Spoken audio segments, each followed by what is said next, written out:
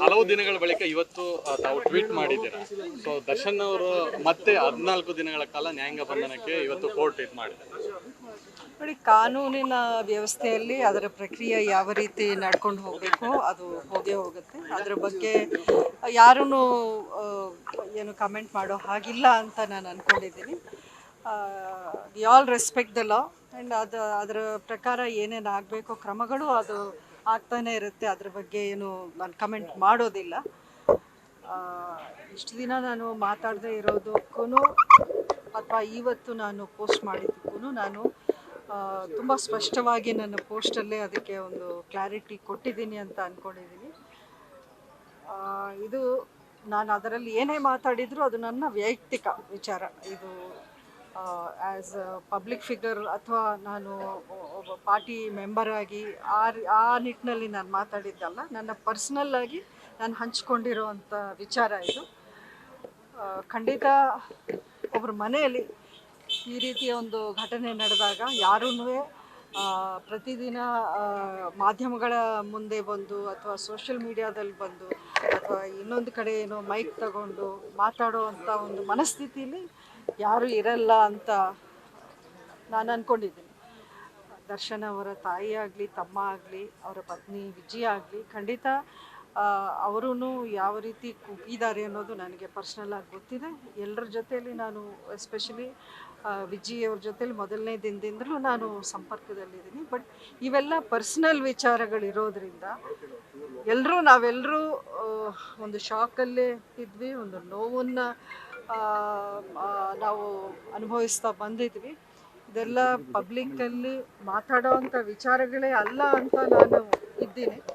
ಆದರೆ ನನ್ನ ಈ ಮೌನವನ್ನು ಕೆಲವರು ಅದನ್ನು ಬೇರೆ ರೀತಿ ಬಿಂಬಿಸೋ ಒಂದು ಪ್ರಯತ್ನವನ್ನು ಮಾಡ್ತಿದ್ದಾರೆ.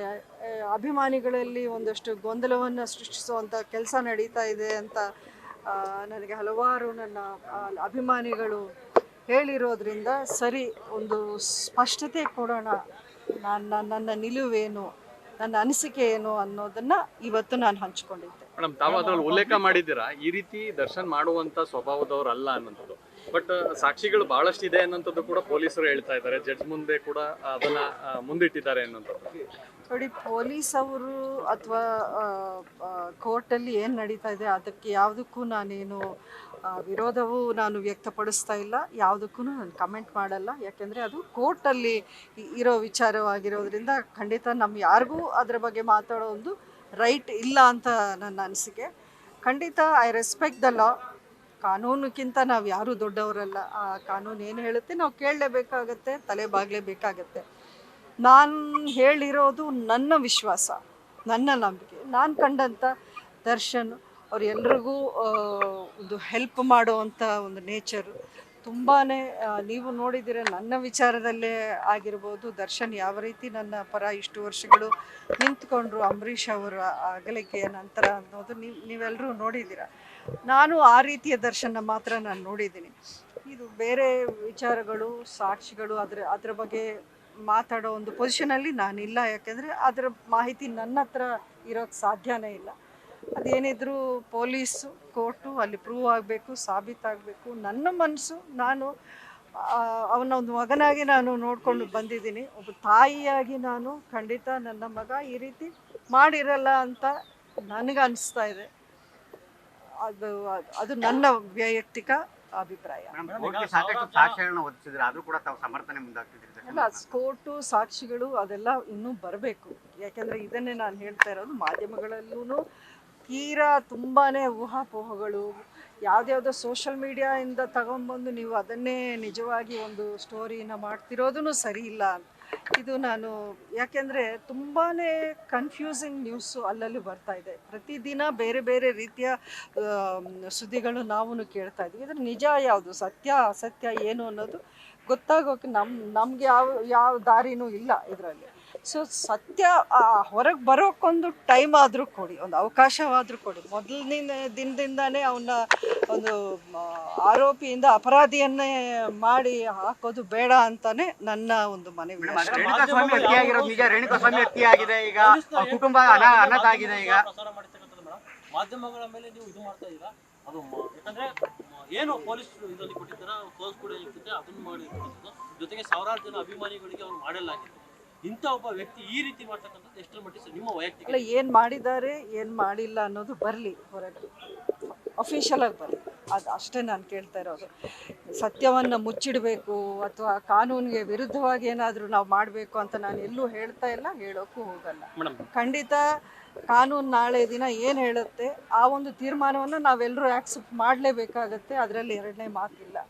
ಇದನ್ನು ನಾನು ಹೇಳ್ತಾ ಇದ್ದೀನಿ. ದರ್ಶನ್ ಪರ ವಕೀಲ ಹೌದು, ಅವರ ಕುಟುಂಬಕ್ಕೆ ಅನ್ಯಾಯ ಆಗಿದೆ, ಅದಕ್ಕೆ ನಾನು ಒಬ್ಬ ತಾಯಿನೇ.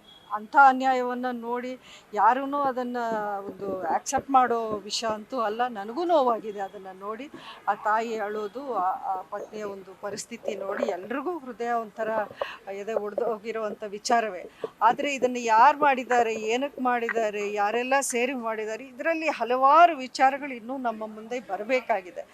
ನನ್ನ ವಿಶ್ವಾಸ ಏನು ಅಂತ ನಾನು ಹೇಳಿದ್ದೀನಿ, ಅದನ್ನೇ ಎಲ್ಲರೂ ಒಪ್ಪಬೇಕು ಅಂತ ನಾನೇನು ಹೇಳ್ತಾ ಇಲ್ಲ. ಖಂಡಿತ ನಾಳೆ ದಿನ ಸತ್ಯ ಬರುತ್ತೆ, ಅಲ್ಲಿವರೆಗೂ ತಾಳ್ಮೆಯಿಂದ ಕಾಯಬೇಕು ಅನ್ನೋದು ನಾನು. ದರ್ಶನ್ ಪರ ವಕೀಲರು ಬೇಲ್ಗೆ ಅಪ್ಲಿಕೇಶನ್ ಹಾಕಿಲ್ಲ, ದರ್ಶನ್ ಪರ ವಕೀಲರು ಬೇಲ್ಗೆ ಅಪ್ಲಿಕೇಶನ್ ಹಾಕಿಲ್ಲ. ಸೊ ಎಲ್ಲೊಂದ್ ಕಡೆ ಇದು ಮತ್ತೆ ಒಂದಷ್ಟು ಜೈಲಲ್ಲಿ ಇರಬೇಕಾಗುತ್ತೆ ಇದು ಕಾನೂನು ವ್ಯವಸ್ಥೆಯಲ್ಲಿ ಒಂದು ಪ್ರೊಸೀಜರ್ ಅಂತ ಇರುತ್ತೆ, ಅದರ ಎಕ್ಸಾಕ್ಟ್ ಪ್ರೊಸೀಜರ್ಸ್ ಏನು ಅಂತ ನನಗೂ ಗೊತ್ತಿಲ್ಲ. ಖಂಡಿತ ಚಾರ್ಜ್ ಶೀಟ್ ಆಗೋವರೆಗೂ ಬೇಲ್ ಅಪ್ಲಿಕೇಶನ್ಗೆ ಅವಕಾಶ ಇಲ್ಲ ಅನ್ನೋವಂಥ ಮಾತನ್ನು ಕೇಳಿದ್ದೀನಿ. ಬಹುಶಃ ಅದೇ ಕಾರಣಕ್ಕೆ ಅವರು ಕಾಯ್ತಾ ಇದ್ದಾರೆ ಅಂತ ಅನ್ಸುತ್ತೆ. ನನಗೆ ಪೊಲೀಸ್ ಅಥವಾ ಕಾನೂನಿನ ವ್ಯವಸ್ಥೆ ಮೇಲೆ ನನಗೆ ನಂಬಿಕೆ ಇದೆ. ಅದು ಇಂಥ ಒಂದು ಹೈ ಪ್ರೊಫೈಲ್ ಕೇಸಲ್ಲಿ ಎಲ್ಲವೂ ಪರ್ಫೆಕ್ಟಾಗಿ ಅವ್ರು ಮಾಡ್ತಾರೆ ಅಂತಲೂ ನಾನು ನಂಬಿದ್ದೀನಿ. ಪರ ವಿರೋಧ ಚರ್ಚೆ ನಡೀತಾ ಇದೆ ಮೇಡಮ್. ದರ್ಶನ್ ಅವರು ಮಾಡಿಲ್ಲ ಸೆಕೆಂಡ್ರಿ ಪರ ವಿರೋಧ ಚರ್ಚೆ ನಡೀತಾ ಇದೆ. ಅಭಿಮಾನಿಗಳ ವರ್ತನೆ ಹೇಗಿದೆ ಅಂದ್ರೆ ದರ್ಶನ್ ಏನು ಮಾಡೇ ಇಲ್ಲ ಅಥವಾ ಆ ಥರ ಮಾಡಿದ್ದೇ ಸರಿ, ಆ ಥರದ ಮನಸ್ಥಿತಿಯ ಅಭಿಮಾನಿಗಳಿಗೆ ಏನು ಹೇಳಲಿಕ್ಕೆ ಬಯಸ್ತೀವಿ? ಮಾಡಿದ್ರು ಸುಮ್ಮನೆ ಮಾಡಿರೋದಿಲ್ಲ, ಅವ್ರೇನೋ ಕಾರಣ ಇರುತ್ತೆ, ಈ ಥರದ್ದು ಅಂದ್ರೆ ಮಾಡಿದ್ದು ಸಮರ್ಥನೆ ಮಾಡ್ಕೊಳ್ಳುವಂಥ ಕೆಲಸ ಮಾಡ್ಕೊಳ್ಳುವಂಥ ಪ್ರಯತ್ನ ಮಾಡ್ತಾ ಇದ್ದಾರೆ. ನೋಡಿ, ಎಲ್ಲರೂ ಅದನ್ನೇ ನಾನು ನನ್ನ ಪೋಸ್ಟಲ್ಲಿ ಅಭಿಮಾನಿಗಳಿಗೂ ನಾನು ಅಪೀಲ್ ಮಾಡ್ಕೊಂಡಿದ್ದೀನಿ. ಇಂಥ ಸಮಯದಲ್ಲಿ ಯಾರೂ ಯಾವುದೂ ಯಾವ ರೀತಿಯ ಹೇಳಿಕೆಯನ್ನು ಕೊಡೋದು ಸರಿ ಇಲ್ಲ ಅಂತಲೇ ನಾನು ಹೇಳ್ತಾ ಇದ್ದೀನಿ. ಯಾರನ್ನು ನೋಯಿಸೋವಂಥ ಹೇಳಿಕೆ ಅಂತೂ ಯಾರೂ ಕೊಡಲೇಬಾರದು ಇಂಥ ಒಂದು ಸಮಯದಲ್ಲಿ. ಅಂಥ ಒಂದು ಗಂಭೀರವಾದ ಒಂದು ಪ್ರಕರಣ ಆಗಿರೋದ್ರಿಂದ ಎಲ್ಲರೂ ಒಂದು ಸೆನ್ಸಿಟಿವಿಟಿಯನ್ನು ಅರ್ಥ ಮಾಡಿಕೊಂಡು ಇದರಲ್ಲಿ ನಾವು ಬಿಹೇವ್ ಮಾಡಬೇಕಾಗಿದೆ. ಖಂಡಿತ ಮುಂದಿನ ದಿನಗಳಲ್ಲಿ ಏನೆಲ್ಲ ಆಗಬೇಕು ಅಂತ ನಾವೆಲ್ಲರೂ ಕಾಯ್ತಾ ಇದ್ದೀವಿ. ನಾವು ಒಂದು ನಮ್ಮಲ್ಲಿ ನಾವೇ ಒಂದು ಧೈರ್ಯವನ್ನು ತುಂಬಿಕೊಂಡು ಇಷ್ಟಾದರೂ ಮಾತಾಡೋಕ್ಕೆ ಒಂದು ಧೈರ್ಯವನ್ನು ತುಂಬಿಕೊಂಡು ನಾನು ಬರಬೇಕಾಗಿತ್ತು. ಯಾಕಂದರೆ ಇದು ನನಗೆ ತೀರಾ ಪರ್ಸ್ನಲ್ ವಿಷಯ, ತುಂಬ ಹತ್ತಿರವಾದ ಒಬ್ಬರ ವಿಚಾರ ಆಗಿರೋದ್ರಿಂದ ನಾನು ಎಲ್ಲವೂ ಒಂದೇ ದಿನ ಬಂದು ಹೊರಗೆ ಬಂದು ಮಾತಾಡುವಂಥ ಒಂದು ಪರಿಸ್ಥಿತಿ ನಾನು ಇರಲಿಲ್ಲ. ನನಗೆ ಇವತ್ತೂ ಇದರ ಬಗ್ಗೆ ತುಂಬಾ ನೋವಿದೆ. ಖಂಡಿತ ಇದು ಯಾವುದೂ ಆಗಬಾರ್ದಾಗಿತ್ತು, ಆದರೆ ಘಟನೆ ನಡೆದೋಗಿದೆ. ಸೊ ಕಾನೂನಿನ ಪ್ರಕಾರ ಏನೇನು ಕ್ರಮಗಳಾಗಬೇಕು ಅದು ಆಗಲಿ, ಅಲ್ಲಿವರೆಗೂ ನಾನು ಕಾಯ್ತೇನೆ. ನ್ಯೂಸ್ ಫಸ್ಟ್ ನಿರ್ಭೀತಿಯಿಂದ ನಿಮ್ಮ ಪರವಾಗಿ.